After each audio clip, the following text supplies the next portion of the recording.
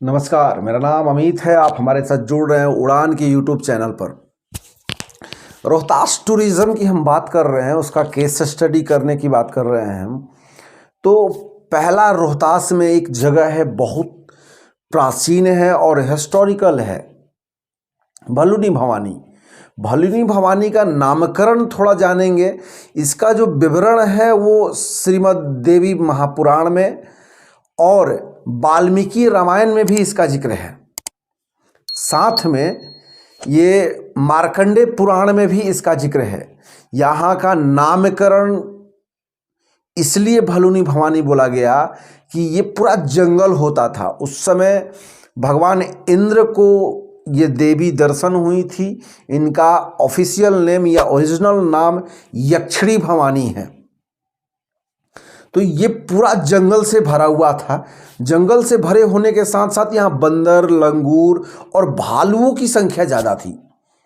इस पर्पस से इसका नाम गवई भाषा में इसे भलुनी भवानी बोला जाता है। अगर हम टूरिस्ट के लिहाज से बात करेंगे, उस हिसाब से बात करेंगे, तो यहाँ जाने का जो सोर्स है रोहतास के जिला हेडक्वार्टर सासाराम से 50 किलोमीटर उत्तर की ओर है और विक्रमगंज अनुमंडल है, वहां से लगभग 15 किलोमीटर है, 16 किलोमीटर पड़ता है। यहाँ जो भीड़ होता है नवरात्र के महीनों में होता है। बहुत पहले प्राचीन काल में यहाँ दुकानें बहुत लगती थी, यहाँ भीड़ बहुत होता था, जनसैलाब टूटता था लोगों का, श्रद्धालुओं का नवरात्रि के महीने में। लेकिन धीरे धीरे अतिक्रमण होते गया जंगल का, माता का मंदिर का अतिक्रमण होते गया, जमीन का अतिक्रमण होते गया। इस वजह से दुकानें कम हो, वहाँ का जो पूरा एरिया था वो लगभग 30 एकड़ के आसपास का था। चलिए अब चलते हैं दूसरे लोकेशन पे। सासाराम के पास एक पायलट बाबा चौक बना हुआ है। नए साल में घूमने के लिए बहुत ज़्यादा पिकनिक स्पॉट के रूप में देखा जाता है, घूमने के पर्पज से देखा जाता है। आसपास में बहुत सारे लोकेशन है घूमने के लिए। पायलट बाबा चौक के बारे में हम आपको बता दें कि भारत के एक फाइटर प्लेन के जो विंग कमांडर थे कपिल सिंह जी के नाम पे ये नाम पायलट बाबा चौक पड़ा है। वो कुछ दिन बाद एक श्रद्धालु से, एक गुरु से प्रेरित होकर उन्होंने संन्यास ले लिया। संन्यास लेने के दौरान वो एक तिब्बत के मठ में गए, वहाँ से अपनी शिक्षा दीक्षा की। शिक्षा दीक्षा करने के बाद वो चूँकि बिहार के रोहतास ज़िले के सासाराम के रहने वाले थे, इसलिए उन्होंने सासाराम से 2-3 किलोमीटर पूरब की ओर पायलट बाबा चौक को बनाया। और उनका भारत छोड़ दूसरे जगह जापान और नेपाल में भी उनका आश्रम है पायलट बाबा चौक के नाम से। उन्होंने हिमालय में बहुत साल रह के, 10-15 साल रह के उन्होंने तपस्या करी है। तपस्या करने के दौरान हिमालय से कभी नीचे नहीं आते थे। तो ये 1400 माइल का पैदल सफ़र भी किए थे। तो पायलट बाबा चौक रखने का नाम उन्हीं का था। और वो बौद्ध समुदाय से रिलेट करते हैं, तो वहाँ बुद्ध की प्रतिमा है, लगभग 82 फीट से थोड़ा सा कम है, क्योंकि गया में है एक ऐसा प्रतिमा जो 82 फीट क्या है, 82 फीट से नीचे है।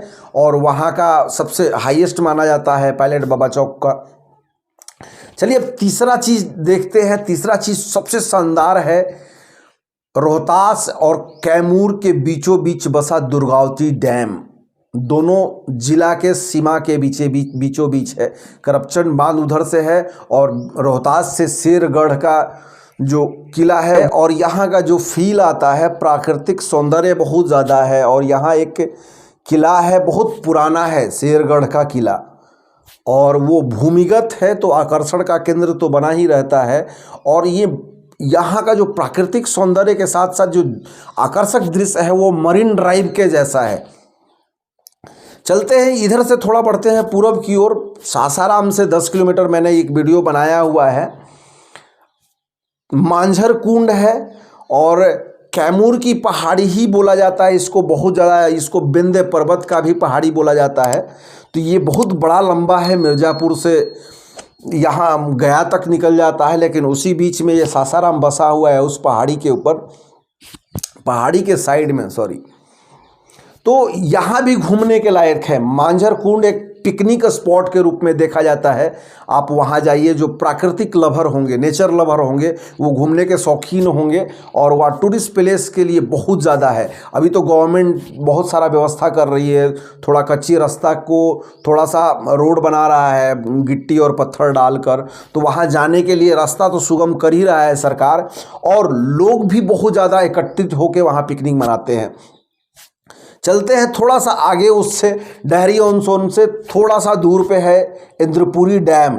इंद्रपुरी डैम ये दूसरा सबसे बड़ा ब्रिज है, एक बैराज बोला जाता है। इंद्रपुरी बैराज बोलिए या इंद्रपुरी डैम बोलिए, लगभग इसका जो लेंथ है वो 1407 मीटर का है। अगर इसे कैलकुलेट करेंगे फीट में तो 4600 लगभग फीट आएगा।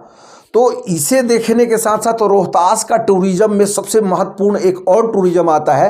तिलौथू के पंचायत, चंद्रपुरा पंचायत है, उसी क्षेत्र में बहुत हाइट पे, लगभग 200 फीट हाइट से प्राकृतिक का एक जलप्रपात है, झरना है, और उसके बीच में एक सरोवर है, छोटा सा कुंड है। वहाँ एक माता का मंदिर है जिसे तुतला भवानी धाम बोलते हैं। वहाँ भी एक आकर्षण का केंद्र रहता है टूरिस्ट के लिए, और वहाँ बहुत लोग घूमने जाते हैं। अभी जनवरी में लोग जाएंगे घूमने, घूमेंगे और पिकनिक का मज़ा लेंगे। तो वहाँ भी एक सौंदर्यीकरण है। एक स्पॉट और है जो मैं बता रहा था कि ताराचंडी में, ताराचंडी धाम तो है ही, उनके साथ साथ एक और है रोहतासगढ़ किला। रोहतासगढ़ किला लगभग 28 माइल में फैला हुआ है, और उस किले के अंदर बहुत सारे छोटे छोटे महल हैं, जैसे कि रानियाँ बहुत होती थी, तो उसके हिसाब से वो छोटे छोटे महल थे, और उनके 28 दरवाजे। अंग्रेज टूरिस्ट और एक शासक सेनापति थे, उसके कहने का मतलब था कि अगर इसे एक तरह से देखा जाए तो ये ताजमहल से किसी सौंदर्य में, किसी प्राकृतिक रूप से कम नहीं दिखता है। तो ये तो थोड़ा सा मैंने ब्रीफ केस स्टडी किया रोहतास टूरिज्म को। जो घूमने के इच्छुक हो वो ओवरऑल रेलवे से घूम ले, रेलवे से सासाराम आ सकते हैं। बाई बस आना चाहें तो NH हाईवे है, GT रोड है, वहाँ से आप घूम सकते हैं। अगर भलुनी भवानी का जिक्र करेंगे तो वहाँ से सासाराम से आपको उत्तर की ओर लगभग 50 किलोमीटर चलना पड़ेगा। वहाँ बाई रोड जा सकते हैं, बाई बस जा सकते हैं, वहाँ रेलवे नहीं जाती है। लेकिन सासाराम से आप बाई ट्रेन आ सकते हैं विक्रमगंज, और विक्रमगंज से 16 किलोमीटर की यात्रा कर सकते हैं भलुनी भवानी धाम।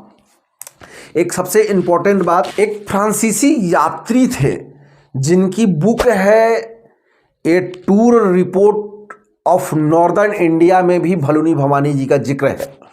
हालांकि हम अपने शब्दों से कम बयां कर पा रहे हैं, लेकिन वहाँ आपको जाने के बाद वैसा फील होगा कि हम वाकई कोई प्राकृतिक के गोद में आ बैठे हैं। चारों साइड से बहुत बड़ा एरिया है, लगभग 30 एकड़ का है। तो वीडियो को करते हैं यहीं पे समाप्त। अच्छा लगे तो लाइक, कमेंट, सब्सक्राइब करिए। धन्यवाद।